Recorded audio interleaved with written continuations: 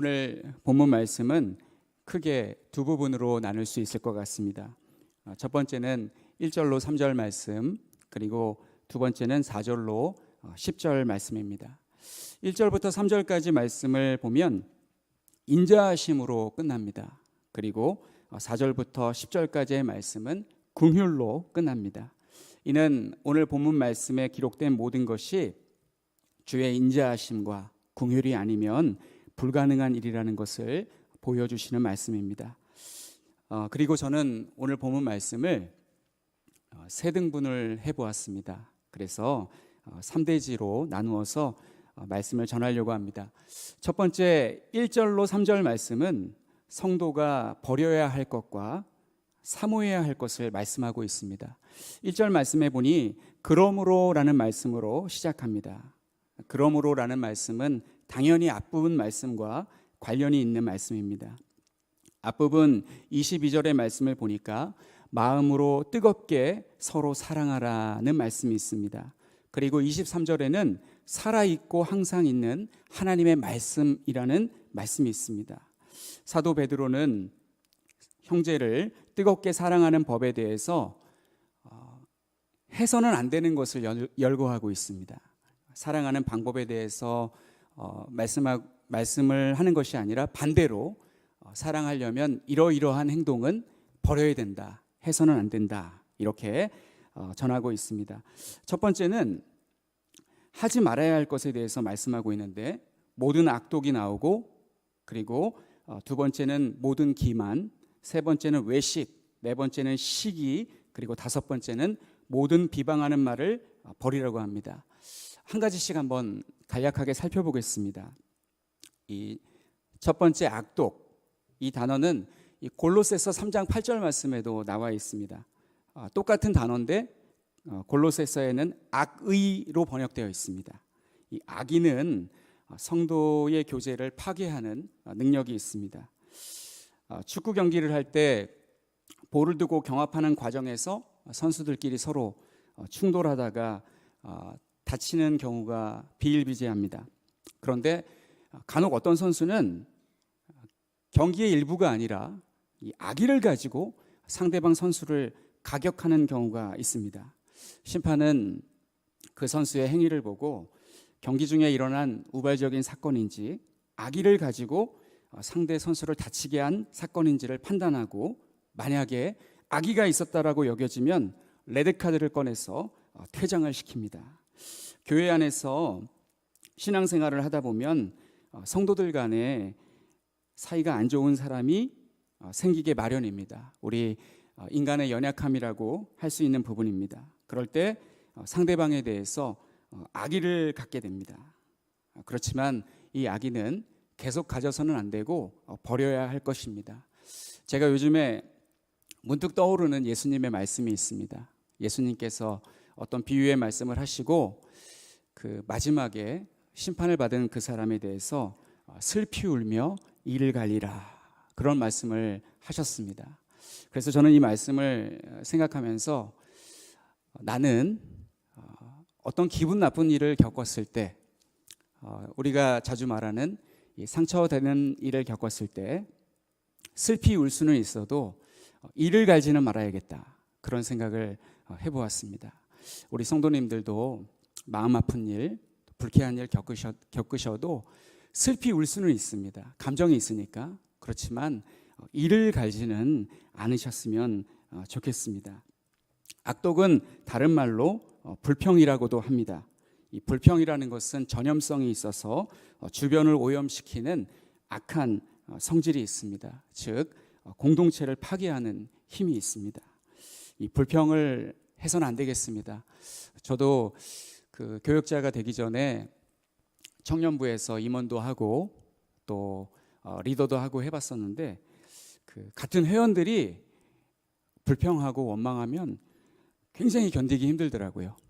그래서 이 불평하는 것, 이 악의를 갖는 것은 정말 우리가 버려야 할 것이라고 생각을 합니다. 두 번째는 기만입니다. 기만은 속임수를 말합니다. 2장 22절 말씀에도 똑같이 이 기만이라는 단어가 쓰여 있는데 거기에는 이 거짓이라고 나와 있습니다. 기만은 거짓이고 간교한 속임수라고 할 수 있습니다. 이러한 것도 버려야 합니다. 그리고 세 번째는 외식입니다. 외식은 가면입니다. 그리고 연기하는 것이라고 할 수 있습니다. 제가 얼마 전에 교제하면서 군종 목사 이야기를 들었습니다. 그 군종 목사가 데리고 있는 사병이 군종병입니다. 그런데 그 군종병이 그 내무실에서 일과 시간에 TV를 보다가 걸렸다고 합니다. 그래서 휴가를 이틀을 깎이는 그런 징계를 받았다고 합니다. 그래서 그 군종병이 하소연도 하고 또 자기가 볼 때 그 내무실에서 잠깐 TV 볼 수도 있는데 그걸 가지고 그렇게까지 징계를 내리는 것이 너무 심하다고 가혹하다고 생각이 들어서 이제 이 군종병을 위하는 마음으로 자기는 장교니까 군종 목사는 이 문제를 해결해 주려고 하였습니다. 교회에서 그 군종병은 참 교회를 잘 섬기고 또 남자임에도 불구하고 피아노 반주를 할 줄 알아서 교회에서 여러 가지로 쓰임을 받는 그런 친구였습니다.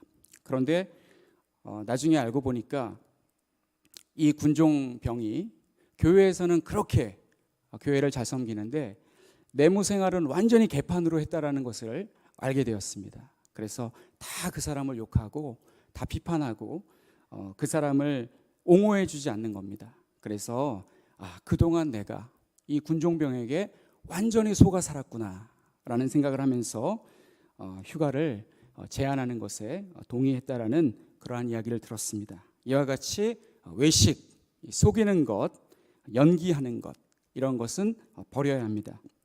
마지막으로 마지막은 아니고 비방하는 말이 남아 있으니까요. 이 시기는 예수님을 십자가에 못 박혀 죽게 한 이 바리새인들과 대제사장들의 마음 상태였습니다.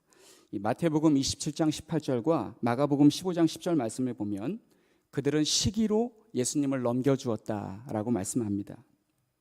이 시기는 아무 이유 없이 그 사람이 미운 것을 가리킵니다. 잘못한 것도 없고 또 해대는 행동도 하지 않았는데 괜히 그 사람이 미워서 시기하는 그런 사람들이 있습니다. 이러한 것도 가져서는 안 되고 이 비방하는 말은 소위 우리가 말하는 뒷담화입니다. 이 뒷담화가 꼭 속어나 은어같이 들리는데 자세히 그 말을 분석해 보면 앞이 아니라 뒷, 그리고 담화라는 말 우리가 좋은 말로 쓰지 않습니까? 뒷담화, 뒤에서 하는 얘기들이라는 겁니다. 이 발 없는 말이 천리 간다라는 말이 있듯이 뒷담화는 돌아 본인의 귀에 들어오게 되어 있습니다. 그러면 그 비방을 받은 사람은 기분이 좋을 리가 없습니다. 이러한 모든 것들을 버리라고, 그것이 바로 형제를 뜨겁게 사랑하는 것이라고 사도 베드로는 말씀하고 있습니다. 그리고 두 번째는 해야 할 것, 사모해야 할 것이 있다고 말씀합니다. 이 갓난 아기들 같이 순전하고 신령한 젖을 사모하라고 합니다. 이 사모하라는 말씀은 이 간절히 원하다라는 뜻을 가지고 있습니다. 이 본문에 기록되어 있는 아기라는 말도 아주 어린 아기를 가리키는 것입니다. 그런데 앞에 이 갓난이라는 또한 그 꾸며주는 말이 붙어서 정말 어린 신생아를 가리키는 말씀입니다. 갓난 아기의 특징은 어린 아이의 젖을 사모합니다. 이 6개월 이전의 아기라고 할 수 있는데 이 모유를 사모한다는 말입니다. 제가 또 이 모유가 얼마나 또 우리 인간에게 좋은지 또 검색을 해보니까 이 어머니가 먹여주시는 그 모유 안에는 살아가는데 그 아이가 성장하는데 충분한 영양분과 철분과 미네랄 등 거의 모든 것이 들어있을 뿐 아니라 또 면역을 증가시켜주는 물질이 많아서 모유를 먹고 자란 아이들은 잔병 치레를 적게 한다고 합니다. 그 외에도 소화기의 부담을 적게 해주고 또 알레르기도 일으키지 않고 설사나 위장장애 같은 소화기 병도 적게 걸린다고 합니다. 중이염도 예방하는 효과가 있어서 아기가 튼튼하게 자랄 수 있다고 합니다. 물론 이 당시에는 분유는 없었기 때문에 저는 모유에 대해서만 설명을 드렸습니다. 이 갓난 아기가 모유를 간절히 사모하는 것 같이 성도의 믿음이 자라려면 우리는 성경을 간절히 사모해야 됩니다. 갓난 아이가 모유를 사모함 같이 성도는 성경을 사모해야 한다는 것입니다. 성도에게 성경을 대신할 수 있는 것은 없습니다. 오늘 본문에 나와 있는 순전하고 신령한 젖은 바로 성경을 가리킵니다. 이 성경에 대해서 오늘 본문에서만 1장 23절에 썩지 아니할 씨라고 기록하고 있고, 살아있고 항상 있는 하나님의 말씀이라고 기록하고 있고, 너희에게 전한 복음이라고 말씀하고 있습니다. 성경은 우리가 잘 알고 있듯이 정말 놀랍고 신비로운 책입니다. 3500년 전부터 2000년 전까지 기록된 책이 지금도 읽혀지고 있고, 과학이 아무리 발달하고 세월이 변했어도 성경은 단 한 글자도 변하지 않았습니다. 그리고 여전히 성도들에게 유익하고 온갖 고난과 시련을 극복할 수 있는 힘을 주고 있습니다. 그리고 2절의 이 하반절의 말씀대로 이는 그로 말미암아 너희로 구원에 이르도록 자라게 하려 함이라. 구원에 이르는 지혜가 있습니다. 디모데후서 3장 15절 말씀에도 성경은 능히 너로 하여금 그리스도 예수 안에 있는 믿음으로 말미암아 구원에 이르는 지혜가 있게 하느니라 라고 말씀합니다. 3절 말씀을 보면 제가 설명한 이 1, 2절의 말씀의 결론이라고 할 수 있는데, 너희가 주의 인자하심을 맛보았으면 그리하라 라고 말씀합니다. 이 주의 인자하심을 맛본 사람은 그리하라, 주의 인자하심을 직접 체험한 사람은 그리하라 라고 말씀합니다. 백문이 불여일견이다 라는 말이 있습니다. 이 말 뜻은 100번 듣는 것보다 한 번 보는 것이 낫다 라는 말입니다. 그런데 저는 이 말을 오늘 본문 말씀에 맞추어서 조금 한자를 바꿔보았습니다. 백견이 100번 보는 것이 불여일미다. 100번 보는 것보다 한 번 맛보는 것이 낫다라는 것입니다. 시편 34장 34편 8절 말씀을 보니까 너희는 여호와의 선하심을 맛보아 알지어다. 그에게 피하는 자는 복이 있도다.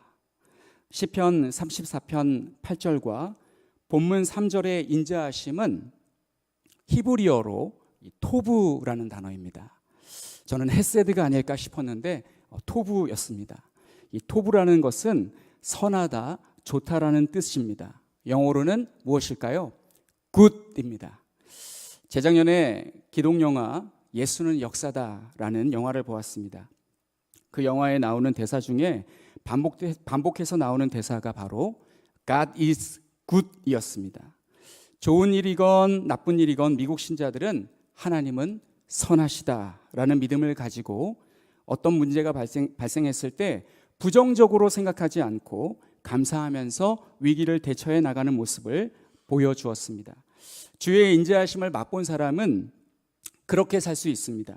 반대로 주의 인자하심을 맛보지 못한 사람은 본문 1절을 반복함으로써 악순환의 고리에서 빠져나올 수 없을 것입니다.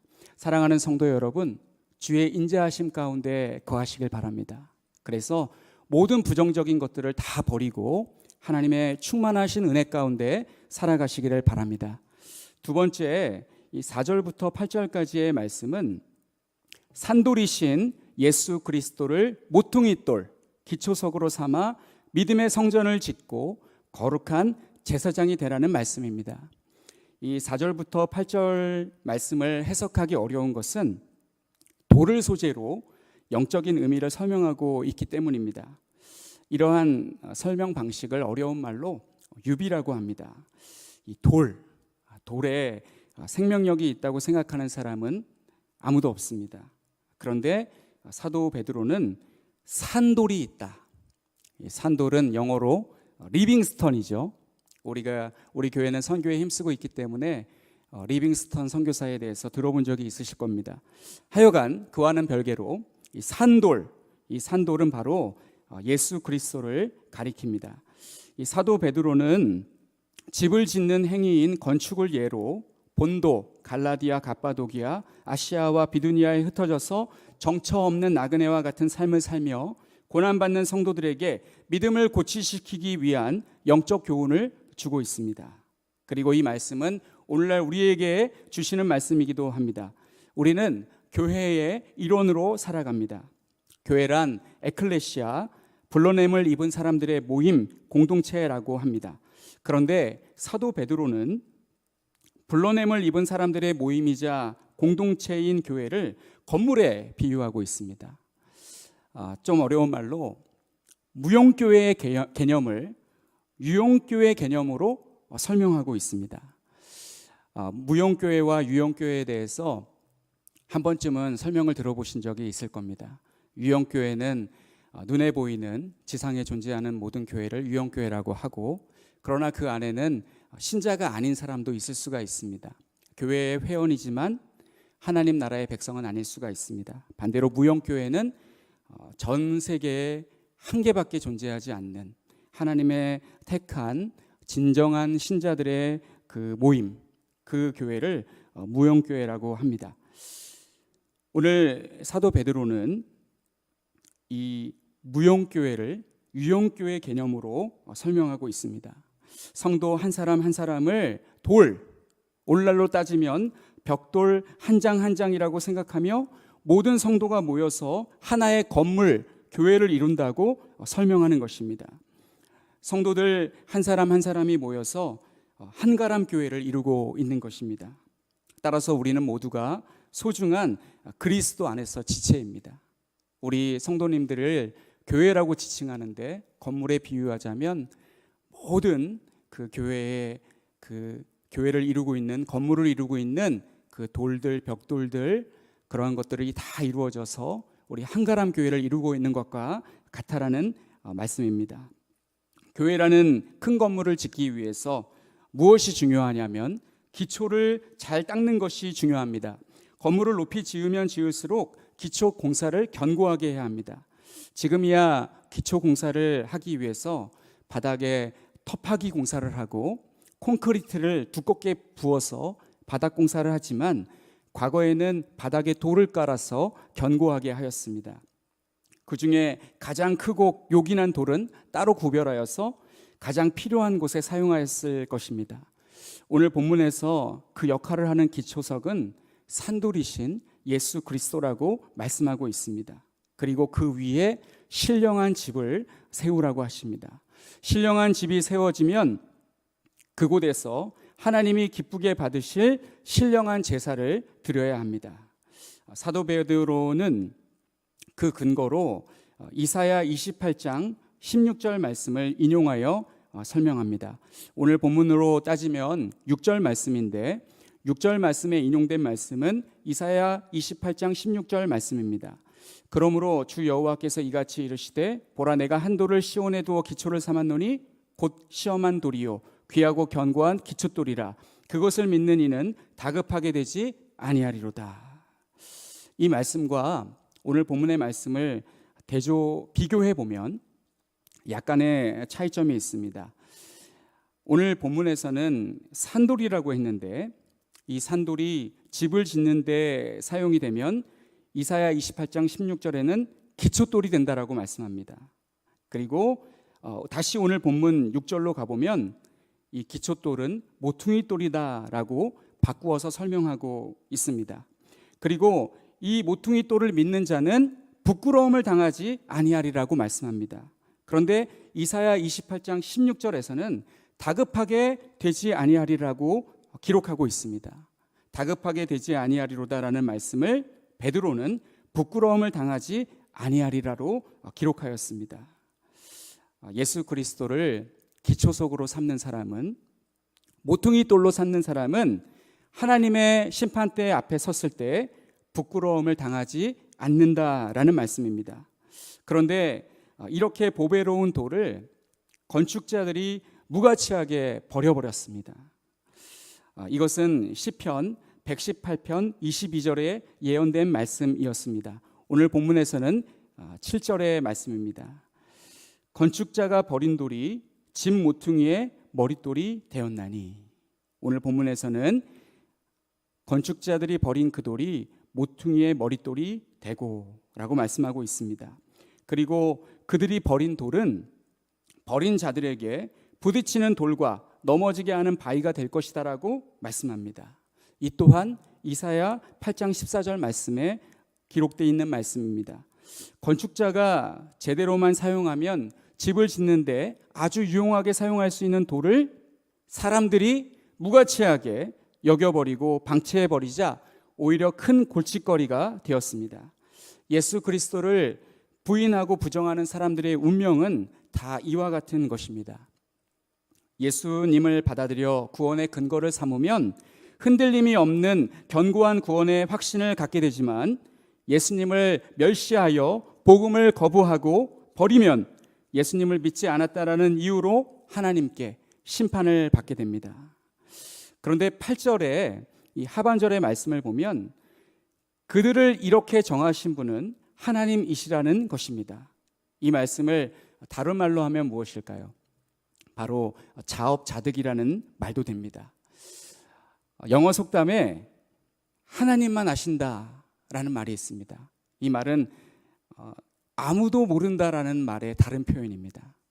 아무도 모른다라는 말과 하나님만 아신다라는 말은 같은 말입니다. 동일한 표현입니다. 자기께에 속아서 예수님을 멸시하고 불신하여 스스로 멸망하는 사람에게 하나님의 심판은 무엇이냐? 자기가 판 무덤에 자기가 들어가게 하는 것입니다.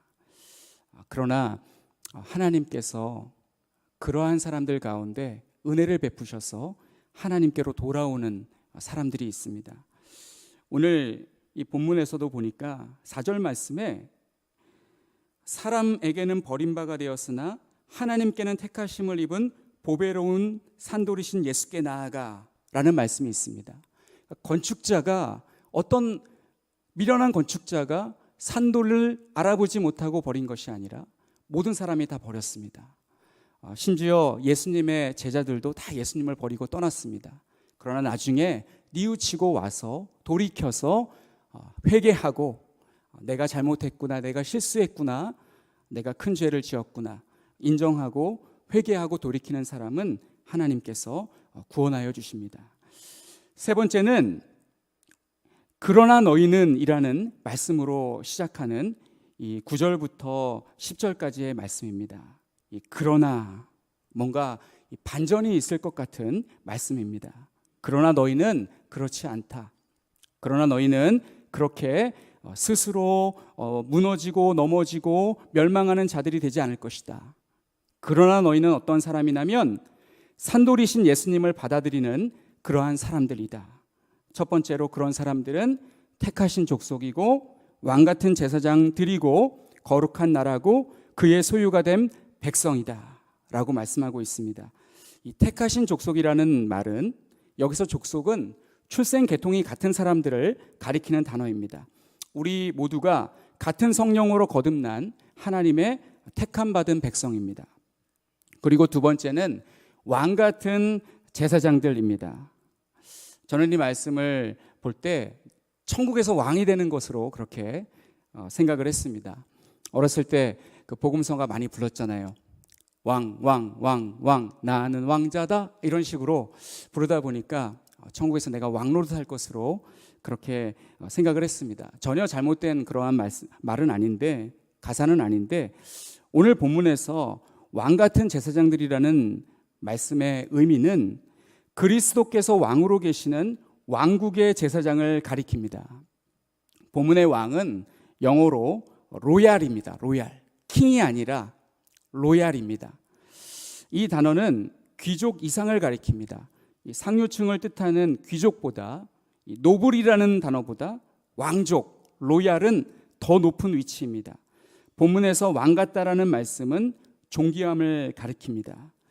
노블리스 오블리주라는 말이 있습니다. 이 말은 높은 사회적 신분에 상응하여 도덕적 의무를 다하는 귀족을 가리키는 말입니다. 하물며 귀족도 이러한데 왕족은 어떠해야겠습니까? 우리는 제사장이라는 말을 좋아합니다. 구약 성경을 보면 제사장은 아론의 후손으로 특별히 구별된 사람이었기 때문입니다. 그런데 우리가 제사장이 된다고 하다니 얼마나 기쁘고 감사한 일이겠습니까? 제사장이 된 우리는 하나님께 직접 속죄를 받을 수도 있고 하나님께 우리의 모든 소원과 기도를 아뢰 수 있게 되었습니다. 그러나 귀족들이 노블리스 오블리주라는 책임감을 가지고 자신의 역할을 다하려고 하듯이 왕 같은 제사장들은 왕족답게 존귀하고 거룩한 제사장이 되도록 힘을 써야 한다는 말씀입니다. 출애굽기 19장 6절 말씀에 너희가 내게 대하여 제사장 나라가 되며 거룩한 백성이 되리라. 너는 이 말을 이스라엘 자손에게 전할지니라. 하나님은 항상 이스라엘 백성들에게 거룩해야 된다라고 말씀하셨습니다. 우리도 왕 같은 제사장, 그리스도께서 왕으로 계시는 왕국의 제사장이 되려면 하나님 앞에 항상 거룩하기를 힘써야 될 줄로 믿습니다. 세 번째로 거룩한 나라, 역시 거룩함을 강조하는 말씀입니다. 그리고 그의 소유가 된 백성이라고 합니다. 바로 우리는 하나님의 것입니다. 이렇게 하나님께서 우리들을 택하신 족속, 왕 같은 제사장들, 거룩한 나라, 그의 소유가 된 백성 삼으신 이유가 있습니다. 그 다음 절 말씀이 이것을 증명하고 있습니다. 그 이유는 이는 너희를 어두운 데서 불러내어 그의 기이한 빛에 들어가게 하신 이의 아름다운 덕을 선포하게 하려 하심이니라 라고 말씀합니다. 그래서 우리는 오늘 본문에 기록된 말씀과 같이 9절 하반절에 있는 말씀과 같이 우리는 이 말씀을 세상에 선포할 수 있어야 됩니다. 우리는 세상에 내가 어떻게 구원받았으며 어떠한 신분으로 바뀌었다라는 것을 널리 증거하며 감사하며 살아갈 수 있어야 될 줄로 믿습니다. 마지막 이 10절의 말씀은 오늘 말씀의 결론입니다. 이 10절의 말씀은 모든 것이 하나님의 은혜에서 비롯된 것이다 라는 것을 말씀하고 있습니다. 너희가 전에는 백성이 아니더니 이제는 하나님의 백성이요 전에는 궁유를 얻지 못하였더니 이제는 궁유를 얻은 자니라. 이 10절의 말씀 우리가 어디서 본 것 같지 않습니까? 이 베드로 전후서 설교가 시작되기 전에 호세아서 말씀을 우리가 보았었는데 호세아 2장 23절 말씀에 내가 나를 위하여 그를 이 땅에 심고 궁휼히 여김을 받지 못하였던 자를 궁휼히 여기며 내 백성 아니었던 자에게 향하여 이르기를 너는 내 백성이라 하리니 그들은 이르기를 주는 내 하나님이시라 하리라 하시니라. 이 말씀을 인용한 것입니다. 로루하마 하나님의 사랑을 받지 못했던 자들을 루하마 하나님의 사랑을 받게 하시고 로암미 하나님의 백성이 아니었던 자들을 암미 하나님의 백성 되게 하신 하나님의 궁휼이 있었다라는 것을 말씀하고 있습니다. 하나님께서 이방인이었던 우리들을 택하사 이와 같은 은혜와 복을 주셨습니다. 그래서 우리는 더더욱 이 9절 하반절에 있는 말씀 이는 너희를 어두운 데서 불러내어 그의 기이한 빛에 들어가게 하신 이의 아름다운 덕을 선포하는 삶을 살아가야 하는 것입니다. 우리 모두가 그러한 사람들 다 되시기를 바랍니다. 저는 오늘 말씀 전체를 한 문장으로 한번 말해봐라 라고 한다면 이렇게 말씀을 드리고 싶습니다. 산돌이신 예수 그리스도를 모퉁이 돌로 삼아 믿음의 성전을 짓고 거룩한 제사장이 되자라고 요약을 할 수 있습니다. 산돌이신 그리스도를 기초석으로 모퉁이 돌로 삼아 마음의 성전을 세우시기를 바랍니다. 그리고 이렇게 그러한 마음의 성전을 세운 사람들이 모이면 교회라는 큰 성전이 될 줄로 믿습니다. 이 성전에서 우리는 날마다 신령한 제사를 드려야 합니다. 그 제사는 자기 몸을 산 제물로 드리는 거룩한 제사입니다. 이러한 자가 그리스도를 왕으로 모신 왕국의 제사장입니다. 이방인들은 성전 안으로 들어갈 수 없었습니다. 이방인의 뜰이라는 곳이 있어서 거기까지만 들어갈 수가 있었습니다. 그러나 우리는 하나님의 은혜로 왕 같은 제사장이 되었고 예수님께서 갈라놓으신 휘장 안에 지성소까지 들어갈 수 있게 되었습니다. 이것이 얼마나 놀라운 하나님의 은혜입니까? 이것이 얼마나 놀라운 하나님의 축복입니까? 이러한 은혜와 축복은 예수님을 믿는 모든 사람에게 주시는 것입니다.